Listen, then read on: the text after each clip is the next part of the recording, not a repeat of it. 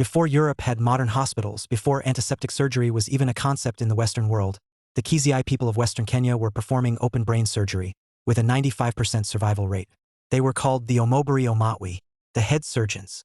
In the highlands east of Lake Victoria, these skilled practitioners had mastered a procedure known as trepanation, the surgical removal of a portion of the skull to relieve pressure on the brain caused by head trauma.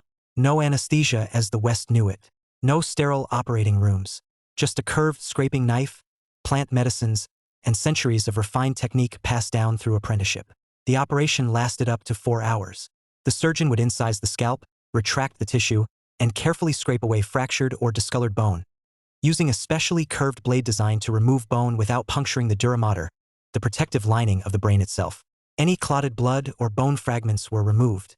Local plant medicines were applied to manage bleeding and pain. And they survived. 95% of patients walked away. Compare that to London's St. George's and Guy's hospitals between 1870 and 1877, where the same procedure carried a 65% mortality rate. American Civil War field hospitals? 44 to 54% of patients died. The Kisii surgeons weren't just matching European medicine. They were centuries ahead of it. Colonial officials documented the practice in government files from the earliest days of British and German presence in East Africa. Formal medical study of the tradition by psychiatrist Edward Lambert Margetts in 1962 confirmed what the Kisii had always known. This was not primitive ritual. This was science. This was mastery.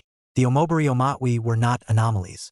They were the product of a continent that had been advancing human knowledge for millennia. A continent whose contributions to medicine, mathematics, and astronomy have been deliberately buried under the lie that Africa had no science before Europe arrived. They had science. They had surgery. They had mastery. And they had it first. To get this history sent directly to your inbox, sign up at blackhistoryunleashed.com.